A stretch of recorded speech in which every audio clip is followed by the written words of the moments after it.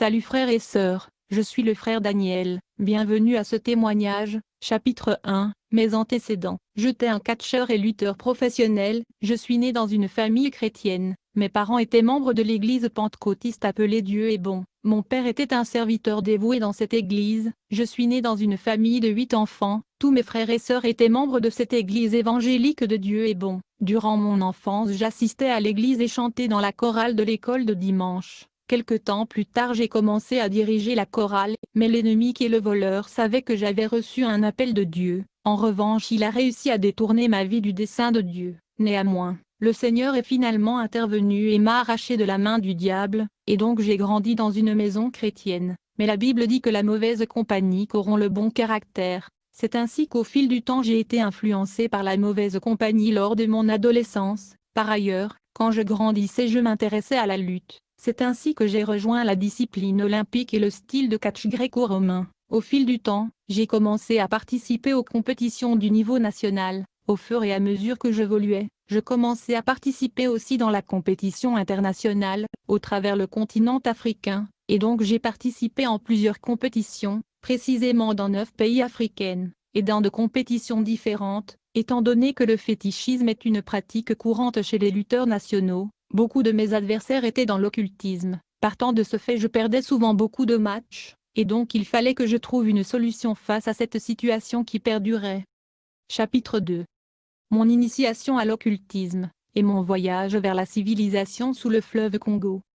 Alors que je pratiquais la lutte, un jour un lutteur et ami me dit « Vasco, si vous voulez être compétitif et arrêter cette tendance à la défaite, si vous voulez gagner plus de compétitions vous aurez à recourir au mysticisme. » Il me dit « Vascos, vu que tu perds beaucoup de matchs, je vais devoir t'emmener chez mon maître dans la province équatoriale, pour qu'il puisse faire quelque chose à ce sujet. » Vu que j'ai perdu beaucoup de matchs, sans hésiter j'ai accepté l'offre de mon collègue, qui me transporta plus tard vers son maître, plus précisément dans la province équatoriale. Au moment où nous sommes arrivés chez ce maître, ce dernier m'appela par mon nom, malgré le fait que je ne l'ai jamais rencontré auparavant. Il me dit « Vasco, votre étoile est radieuse, il brille farouchement avec une lumière resplendissante et éclatante, et à cause de l'intensité de votre étoile étincelante, tu seras un grand homme dans le monde des esprits, me dit-il, Vasco.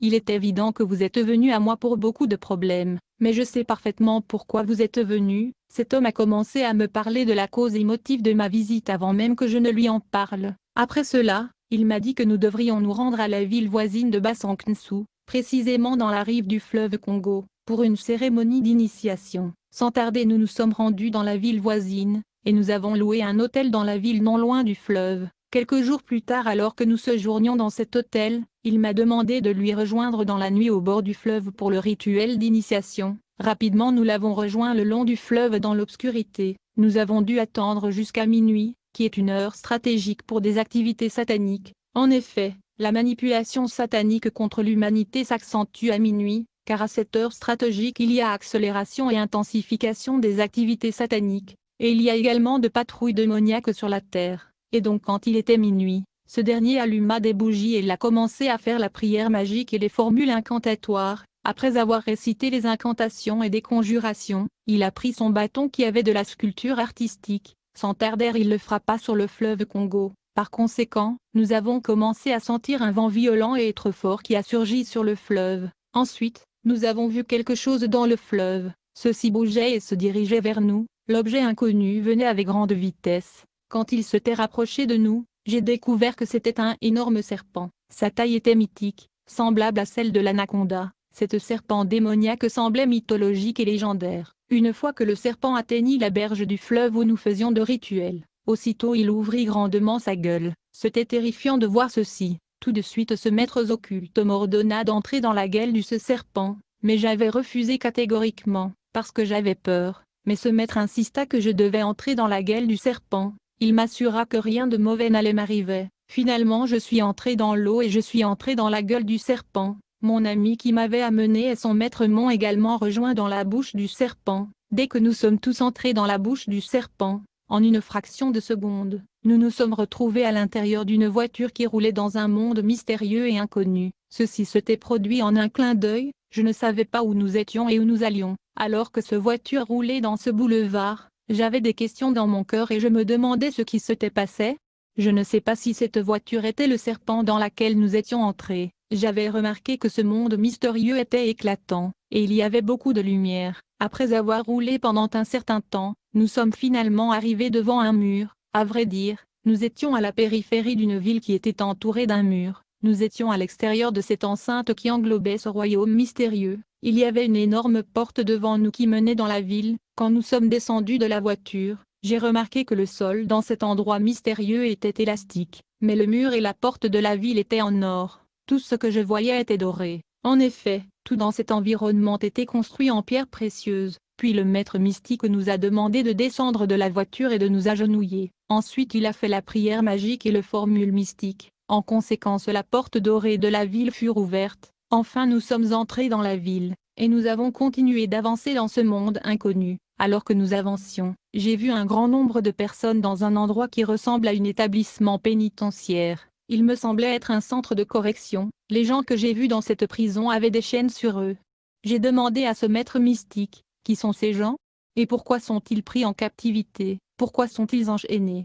Ce dernier me dit que pendant leur vie sur la terre, ces gens recouraient à l'occultisme pour diverses raisons, et quand ils sont morts, ils ont atterri ici. En effet, Dieu ne pouvait pas envoyer son ange pour les emmener au ciel. C'est pourquoi notre ange est allé les capturer et il les a amenés dans cet établissement. À partir du moment où ces gens ont signé alliance et pacte avec notre maître, ils ont tout de suite reçu un numéro spécifique de la cellule de la prison de ces installations que vous voyez. Ils ont également été scellés avec la marque de l'Antichrist. À vrai dire, toute personne sur la terre qui rend visite à un mystique ou charlatan, quiconque a recours au fétichisme et à la superstition pour le succès ou la richesse, recevra d'une part un numéro spécifique de ce prison, et il sera également cacheté sans le savoir, avec la marque de la bête 666. Il va tout de même continuer sa vie sur terre, sans savoir qu'il a été scellé et cacheté avec le sceau de l'Antichrist. Ce maître occulte me dit, Vascos, tous les captifs que vous voyez ici, et ceux dont vous allez voir par la suite ont eu recours à la magie et occultisme pour le succès.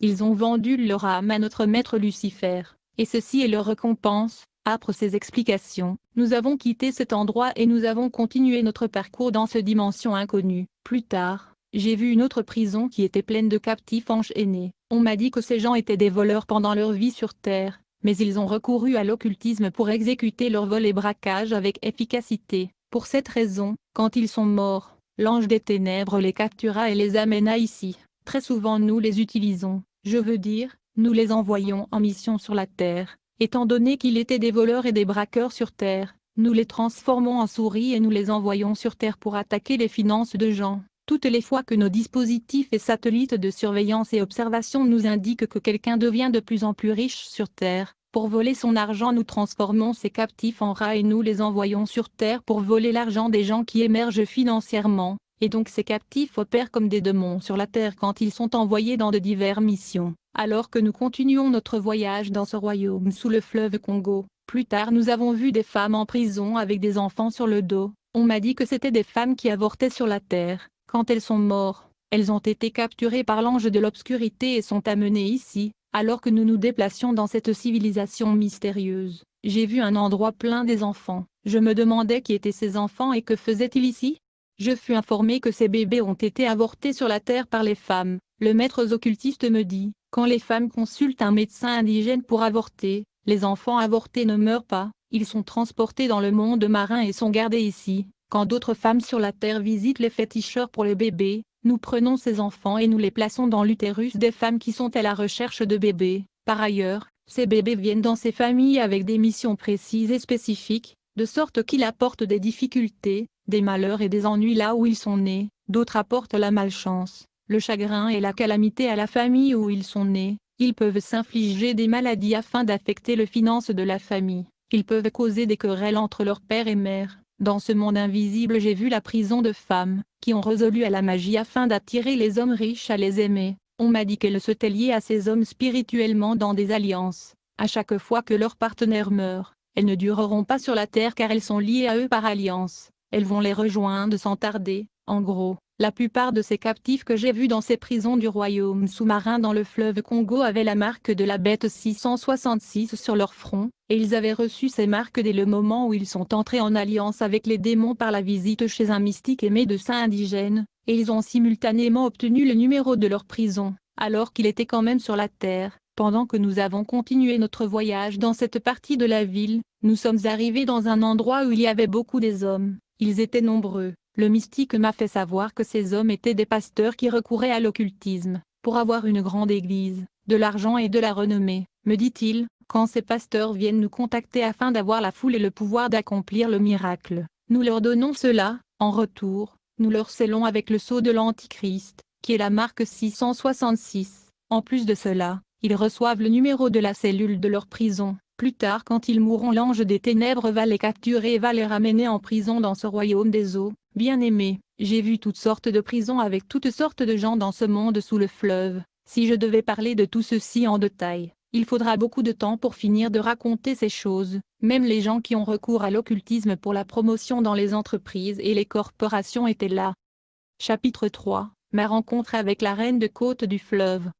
Dès lors que nous continuons à avancer dans ce royaume sous le fleuve, nous sommes finalement arrivés devant une deuxième mur, qui englobait la partie intérieure de cette ville urbaine et technologiquement avancée sous l'eau. Il y avait donc une seconde porte qui menait à l'intérieur de la partie internée de cette conglomération. L'enceinte et la porte de cette civilisation avancée et mystérieuse étaient construites en pierres précieuses brillantes. Tout de suite, le maître mystique nous a instruits de s'agenouiller, puis il prononça des incantations. En conséquence, la porte d'or de la ville fut ouverte, et nous sommes entrés à travers la porte dorée menant à l'intérieur de la ville. Dès que nous sommes entrés dans cette métropole sous-marine, j'ai vu des gens extrêmement beaux, élégants et chics. Ils avaient la beauté angélique et ils brillaient, mais cependant, certains avaient la queue de poisson. À vrai dire, beaucoup des habitants de cette ville urbaine et futuriste avaient la queue de serpent. Ainsi, la partie supérieure de la population de cette civilisation était d'apparence humaine. Par contre, leur partie inférieure était d'une part la queue de poisson et d'autre part la queue de serpent. Ce monde était rempli des hommes poissons et des hommes serpents. En outre, tout dans cette ville était construit en pierres précieuses. Toutefois, cette dimension sous-marine était un monde semblable à la nôtre à la surface de la Terre, en ce sens qu'il y avait des infrastructures routières, de nombreux modèles de voitures sur leurs boulevards et leurs routes.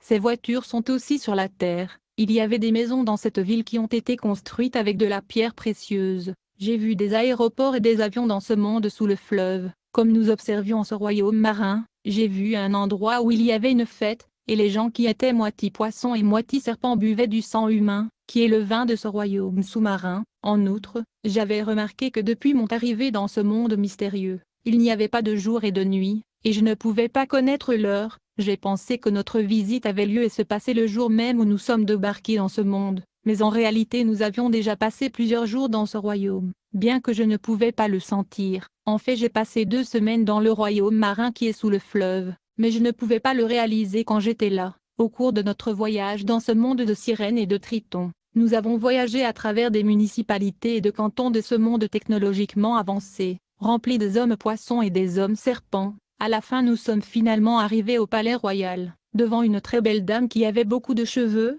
Elle avait une queue de poisson et elle était assise sur son trône. Quand je l'ai vue, j'étais pleine de terreur. Elle m'a demandé de me rapprocher d'elle, mais je ne pouvais pas à cause de la peur. Enfin, elle me dit, Vasco, ne crains pas, je suis celui qui a organisé et orchestré ton voyage et ta visite dans ce monde sous le fleuve. J'étais surpris de voir que cette femme connaissait quand même mon nom, malgré que c'était ma première fois de la voir. Avant même que je me présente à elle, la sirène du fleuve me parlait dans ma langue maternelle, mais dans ce monde sous l'eau ils ont leur propre langue. À vrai dire, ils parlent toutes les langues du monde. Et donc cette sirène du fleuve me dit, Vasco, votre étoile brille intensement, c'est pourquoi j'ai instruit mon représentant à la surface de la terre de vous amener ici. Je sais ce qui te dérange et ce que tu cherches, je te donnerai ce que tu cherches et même plus que ce que tu veux. Je te donnerai aussi ce qui est dans ton étoile, bien-aimé. Le royaume des sirènes et des sirois était attiré vers moi à cause de mon étoile, qui leur a donné une indication de ma destinée. Il est écrit dans Matthieu chapitre 2 verset 1. Après que Jésus est né à Bethléem en Judée au temps du roi Hérode, les sages de l'Est sont arrivés à Jérusalem, demandant, où est celui qui est né roi des Juifs?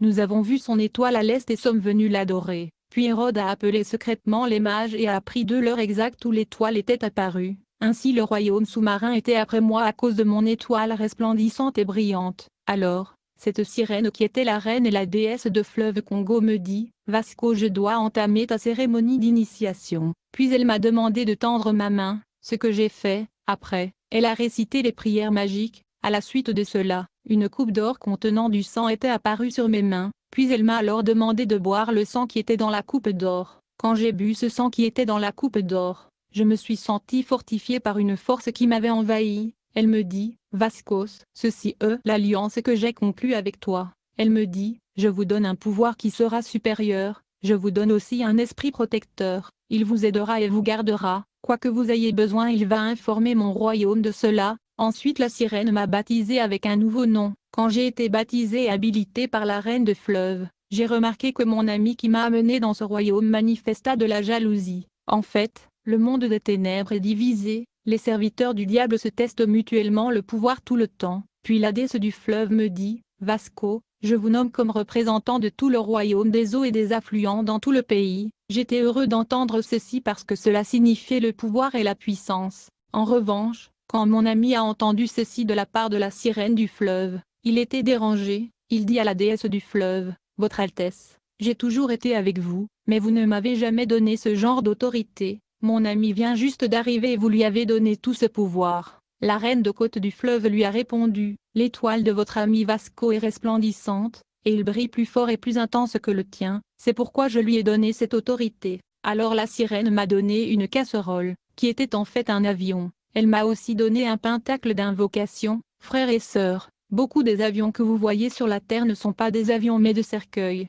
des serpents. Beaucoup de voitures que vous voyez dans le boulevard sur la terre sont des cercueils, des humains et des monstres. Si le Seigneur ouvre vos yeux pour voir la réalité du monde invisible, vous allez trembler. Ce monde dans lequel nous vivons est mauvais. Plus tard, quand je suis devenu visiteur régulier dans ce royaume marin sous notre fleuve national, j'ai vu la sirène du fleuve faire des incantations sur des serpents. Comme résultat, elle les a transformés en des chaînettes et colliers. Ces serpents se sont transformés en colliers, bagues et anneaux. Beaucoup de boucles d'oreilles, de chaînettes et des anneaux que les hommes et les femmes aiment mettre sur la terre sont des serpents. Je ne dis pas tous mais beaucoup d'entre eux. Le royaume des ténèbres travaille pour piéger les enfants de Dieu, afin de leur donner la marque de la bête 666. Quand vous achetez ces choses ou d'autres choses vous devez toujours prier, sinon vous pourrez obtenir la marque 666, ce qui signifie que vous appartenez au diable, qui travaille pour conquérir toute l'humanité. Alors une fois que mon initiation a pris fin, la reine de fleuve m'a instruit d'entrer dans la casserole. Quand je suis entré dans la casserole,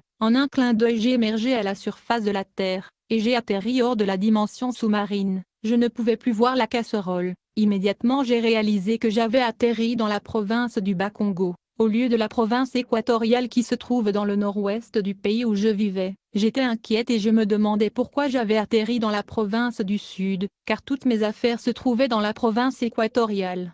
Ainsi je me retrouvais loin de chez moi dans une autre province dans le sud. En outre, quand j'ai demandé aux gens la date et le jour, j'ai été stupéfait par leur réponse. Je me suis rendu compte que j'avais passé 2 semaines sous le fleuve Congo dans le monde sous-marin, alors que j'étais inquiet et je me demandais comment j'allais retourner dans la province du Nord. J'ai entendu l'esprit protecteur me dire, Vascos, ne t'inquiète pas, tout ira. À ce stade je ne pouvais pas le voir mais je pouvais l'entendre. Cet esprit marchait à mes côtés, il était mon protecteur et compagnon. Plus tard il fut apparaître de l'argent pour moi. J'ai pris cet argent et je payai pour mon voyage afin de retourner dans ma province du Nord. Quelques jours plus tard, j'acheta un cercueil qui devait me servir d'avion pour mes voyages interdimensionnels. Pour me rendre au royaume du fleuve, je faisais des incantations devant le cercueil et je m'allongeais dans le cercueil qui se transformait en un avion. Littéralement, c'était un avion très luxe avec des systèmes sophistiqués et automatiques. C'est de cette façon que je voyageais au royaume des eaux,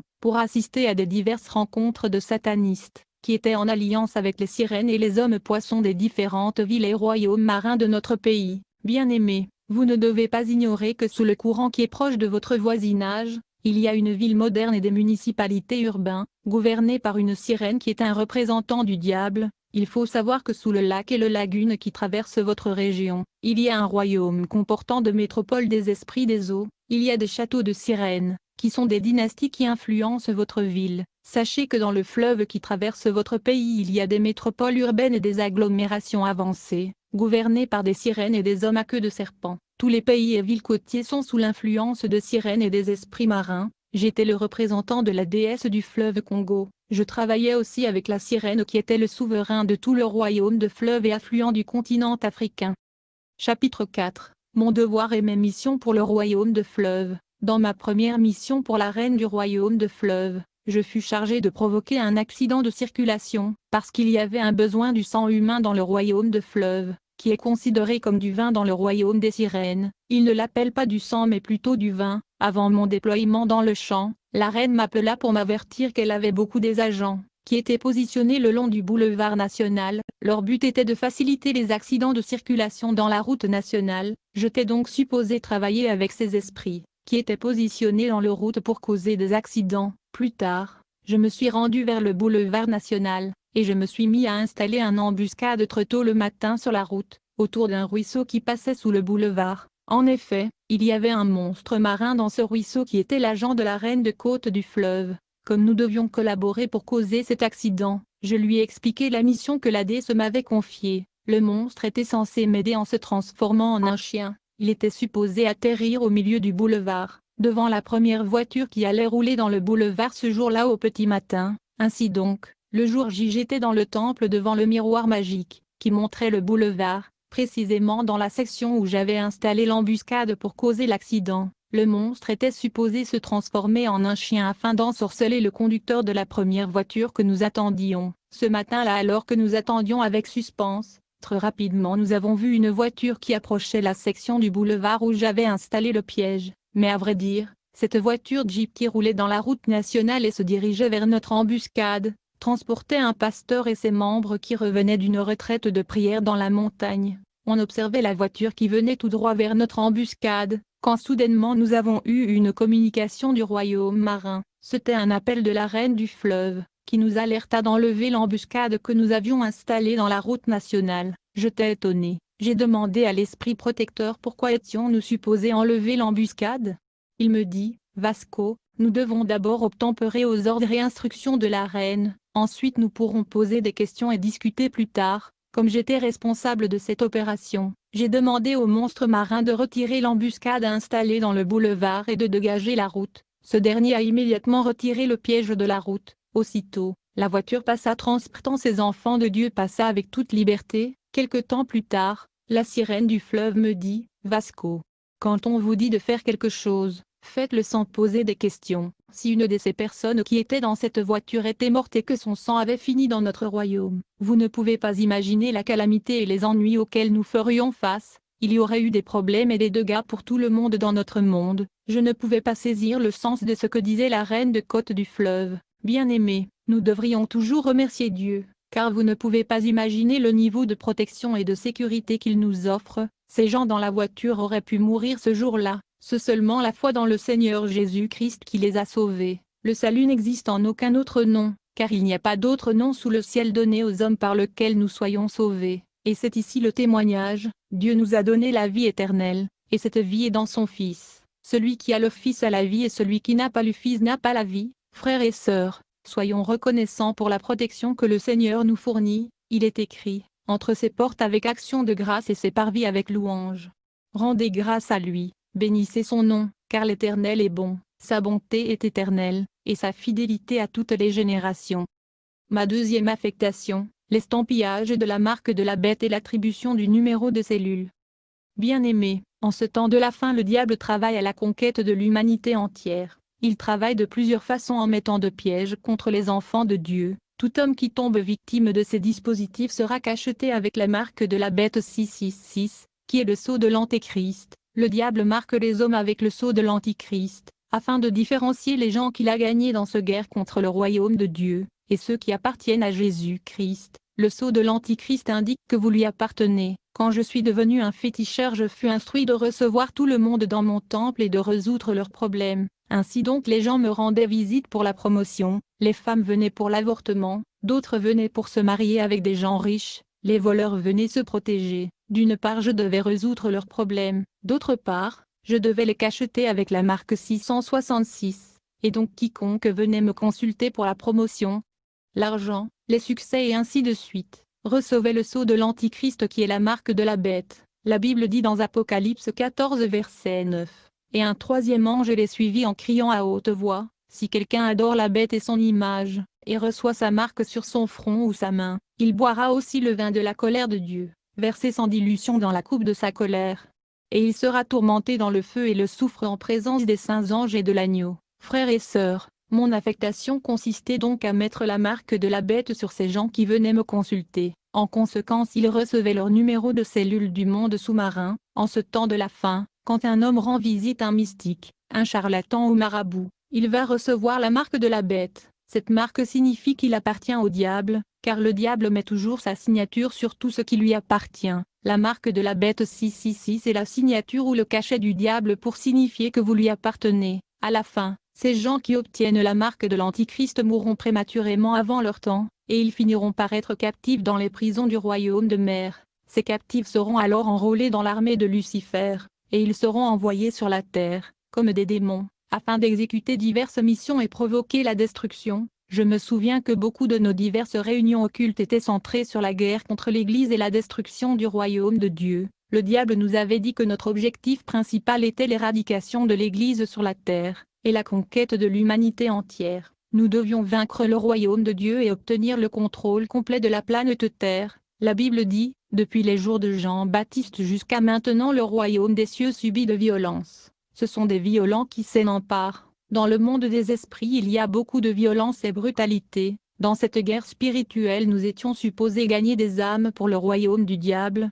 Une fois que ces âmes sont mortes sur la terre, elles étaient emmenées dans le monde sous-marin, et ils devaient suivre des formations et des différents entraînements dans le royaume marin. Ensuite ils étaient armés et équipés avec de pouvoir et de la connaissance. En vrai dire ils devenaient des démons, et ils étaient enrôlés dans l'armée de Satan. Ils étaient supposés combattre et mener la guerre contre les églises sur la terre et détruire l'humanité. Ainsi donc, à chaque fois que quelqu'un rendait visite à mon temple pour l'argent, la promotion, le succès, l'avortement, je plaçais la marque 666 sur lui, et je lui allouais un numéro de prison. En conséquence les nombres des années de sa vie étaient réduits. En d'autres termes il mourra prématurément. Une fois qu'il meurt sur la terre, il va se retrouver dans la prison du royaume des eaux. Ensuite il sera entraîné et enrôlé dans l'armée de Satan, et enfin il sera déployé régulièrement sur la terre, pour diverses missions contre l'Église et l'humanité. Vous allez déclarer des paroles pour que les esprits puissent les exécuter et trouver la personne qui a volé votre argent. Cet homme dit, quiconque a volé mon argent, où qu'il soit, qu'il retourne pour me le remettre. Quand ce frère a dit ces paroles, soudainement un feu est sorti du cercueil. En réponse ce frère a crié par étonnement, mais il a crié le nom de Jésus-Christ. Aussitôt que cet client a cité le nom de Jésus, j'ai immédiatement reçu une communication du royaume de fleuve. La reine du fleuve me dit, Vascos, sortez cet homme de notre temple. Il y a un tremblement de terre qui a secoué notre monde sous le fleuve, à cause du nom qu'il a prononcé dans notre temple. Il n'aurait pas dû venir dans notre temple. Pourquoi l'avez-vous laissé entrer dans le temple en premier lieu? J'ai demandé à la reine du fleuve, de quel nom parlez-vous? Elle me dit, cet homme ne doit jamais revenir dans le temple avec ce nom-là. Laisse que ce nom-là puisse résoudre ses problèmes. Immédiatement j'ai poussé cet homme hors du temple. Ensuite la reine me dit, vous ne devriez jamais le recevoir de nouveau, et personne ne devrait citer ce nom dans notre temple. Bien-aimé, il y a du pouvoir et de la puissance au nom de Jésus. Le royaume de fleuve sous l'eau fut secoué ce jour parce qu'un chrétien rétrograde avait cité le nom de Jésus-Christ dans le temple mystique. Bien-aimé, j'ai recouru à l'occultisme à cause de la lutte. Il est vrai que j'ai eu le pouvoir, mais je ne gagnais pas toujours, parce que certaines des personnes que je combattais étaient représentatives du royaume et de dimension de Satan. Je luttais contre le catcheur qui était de représentatif du royaume du premier ciel. D'autres étaient représentatifs du royaume de forêt et du royaume de cimetière.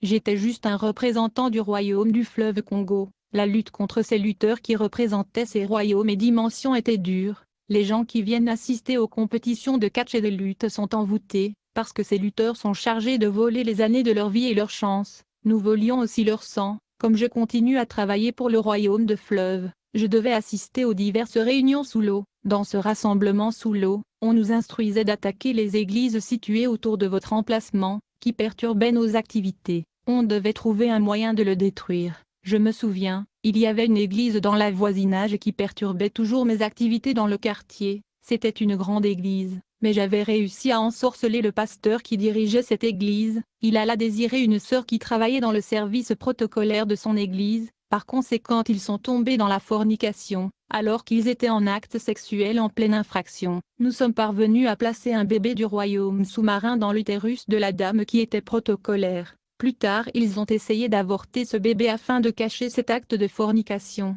mais nous avons empêché cela. À la fin, la dame a donné naissance à ce bébé. Quand les gens ont appris la vérité sur tout ceci, l'Église a été dispersée et a cessé d'exister. J'ai continué avec cette vie de fétichisme. Un de mon affectation et obligation était de mettre de piger des embuscades au boulevard, pour recueillir le vin rouge qui est le sang humain. Un jour j'avais installé un filet dans notre quartier, mais il y avait une église en veillée de prière nocturne, et leurs prières empêchaient notre opération et notre activité. Enfin nous avons décidé de faire quelque chose contre cette église, nous devions donc attaquer cette église. Je travaillais avec mon démon protecteurs et compagnons. Ce jour-là nous étions dans le temple devant le miroir, et j'ai invoqué la sirène de fleuve qui est apparue dans le miroir magique. Nous lui avons demandé une stratégie à appliquer pour provoquer la chute de cette église qui neutralisait nos filets et nos pièges, mais à notre grande surprise, la déesse nous a fait savoir que nous ne pouvions rien contre cette église. Elle nous a dit que nous n'avions pas de porte ouverte. En effet, cette église était forte dans la prière et s'efforçait de plaire à Dieu. La sirène de fleuve nous a ordonné d'enlever notre filet et de les placer ailleurs. J'étais agacé par ce sentiment d'impuissance. Je me demandais comment cela pourrait se produire. Dit la Bible, et je vous dis que vous êtes pierre, et sur cette roche je bâtirai mon église, et les portes de l'enfer ne prévaudront pas contre elle. Je vais vous donner les clés du royaume des cieux. Tout ce que vous lirez sur la terre sera lié dans les cieux, et tout ce que vous délirez sur terre sera délié dans le ciel. Bien-aimés, je ne savais pas qu'il y avait un pouvoir supérieur qui nous opposait. En revanche, il y avait aussi des assemblées qui ne marchaient pas dans la sanctification. On envoyait des démons sous forme de moustiques qui les piquaient pour recueillir le sang de membres parce que nous avions besoin de vin rouge. Frères et sœurs, quand vous êtes en conflit ou en colère, avant d'aller à l'église chercher la réconciliation et le pardon, sinon vous allez faire face aux attaques et tomber victime. La colère, le conflit et la haine sont des portes d'entrée pour l'ennemi. J'attaquais les femmes enceintes qui exposent leur grossesse dans la rue. Je pouvais faire des incantations et voler l'enfant qui est dans le ventre, et le transférer dans le monde marin. En tant qu'ancien sataniste, j'insiste toujours pour que le chrétien prenne le temps de prier le matin avant de sortir de leur maison, parce qu'il y a des différentes forces démoniaques dans ce monde. Je me souviens qu'à la fin de l'année, nous étions censés faire en sorte que les gens à la surface de la terre mangent de la nourriture qui était en réalité la chair humaine. Alors, nous envoyons des esprits transporteurs à de divers hôpitaux et maternités de la ville. Il y a des démons appelés esprits transporteurs, qui soutiennent et travaillent avec les satanistes dans leurs devoirs et leurs obligations. Nous les envoyons voler les bébés dans le ventre des femmes dans les maternités, et ils transportaient ces fœtus vers le monde sous-marin vers la déesse du fleuve, qui transformait ces bébés en poulets. Comme nous avions des agents qui étaient le directeur général de beaucoup de chambres froides et entrepôts, où le vendeur gardait leurs biens, ces poulets étaient remis au chef d'entreprise. Ces poulets qui étaient la chair humaine apportaient la maladie et la manipulation à leurs consommateurs, et les gens qui les mangeaient étaient cachetés avec la marque 666. Le maman doit apprendre à prier pour la nourriture qu'elle a cuisinée avant de la mettre sur la table.